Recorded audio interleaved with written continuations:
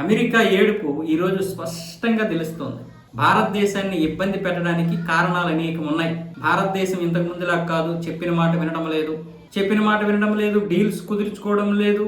ఏదైతే ఈ దేశం ఒక ప్రయోగాలకి ఒక కేంద్రంగా ఉండిందో, ఇప్పుడు ఆ కేంద్రంగా భారతదేశం కాదు. ఇక నుంచి మీకు మేమెంతో, మాకు మీరు అంతే అన్న విధంగా భారత్ ప్రవర్తించడం ఈరోజు పిఓకే ప్లేస్ని పాకిస్తాన్లో భాగంగా చూపించింది.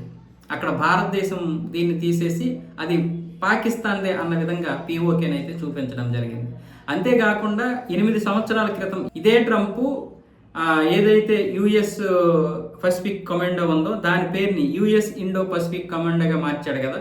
అక్కడ అమెరికా నుంచి ఇక్కడ భారత తీరం వరకు కూడా దీన్ని ఉంచారు. ఇది సేవలు అందిస్తుంది. ఇలాంటి పరిస్థితుల్లో 8 సంవత్సరాల క్రితం ఇండోని చేర్చి మళ్ళీ ఇప్పుడు మా యొక్క సైనికులకి దీనికోసం వాళ్ళు పనిచేసుకోవడానికి అనుగుణంగా ఉండడం కోసం వాళ్ళ యొక్క భావోద్వేగాలను అర్థం చేసుకొని మేము ఈ ఇండో అనే పేరుని తీసేసామని చెప్పి ఇప్పుడు ఆ యుఎస్ ఇండో దగ్గర ఇండో తీసేసి యుఎస్ పసిఫిక్ కమాండోగానే మళ్ళీ మార్చాడు. అంటే భారతదేశాన్ని ఎందుకు ఇబ్బంది చేస్తున్నారంటే రకరకాల కారణాలు, ఒకటి కాదు రెండు కాదు. ముఖ్యంగా ఇక్కడ వాళ్ళు అనుకున్నటువంటి ప్రభుత్వం లేదు.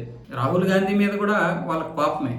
ఎందుకు ప్రభుత్వాన్ని ఏర్పాటు చేయలేకపోతున్నాడు ఎంత సహాయం చేసినా. క్రైస్తవ మిషనరీలకు పంపిస్తున్నటువంటి 2,000 కోట్ల రూపాయల మీద కూడా భారత ప్రభుత్వం నిషేధం విధించడం, వాళ్ళు అనుకున్నటువంటివి జరగకపోవడం, బీజేపీ రాష్ట్ర ప్రాంతాలు ఏవైతే ఉన్నాయో ఆ ప్రాంత ప్రభుత్వాలు ఏవైతే ఉన్నాయో అక్కడ ఈ మతమార్పిడి బిల్లులు తీసుకురావడం, డీలింగ్ కుదుర్చుకోకపోవడం, ఏవైతే భారత్ అమెరికా డీలింగ్స్లో వాళ్ళు చెప్పినట్లుగా భారతదేశం వాళ్ళకి ఇది ఎక్స్పెరిమెంట్కి ఒక ప్రదేశం. వీళ్ళకి ఇక్కడ జనాభా వచ్చేసి ఉప్పనంగా ఉంటారు, అప్పనంగా తయారుగా ఇక్కడ కాంగ్రెస్ ప్రభుత్వం ఉన్నప్పుడు ఇచ్చేసే వాళ్ళ ప్రయోగాలకి ఎంతమంది చనిపోయినా పర్లేదు, అడిగేవాడు ఉన్నాడు కాబట్టి.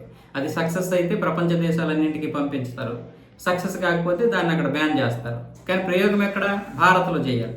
ఇలా ఒకటి కాదు రెండు కాదు, చాలా ఇంటికి ఇప్పుడు భారత ప్రభుత్వం నిషేధం విధించింది. ఇలా అన్ని రకాలుగా వాళ్ళకి మండుతుంది. అయితే దీని వెనక ఇవే కారణాలంటే ఇంకా చాలా ఉంటాయి, రకరకాల కారణాలు. అయితే నరేంద్ర మోదీని ఆయన ప్రభుత్వాన్ని ఎంతవరకు ఇరికించాలనుకుంటాయో ఇరికించని, ఎంతవరకు ఇబ్బంది పెట్టాలనుకుంటూ పెట్టని. కొన్నిసార్లు మనం పడాల్సి వచ్చినప్పుడు పడాల్సిందే, కానీ వెనకడుగు వేయాల్సిన అవసరం లేదు. కొన్నిసార్లు అటు ఇటు అవుద్ది.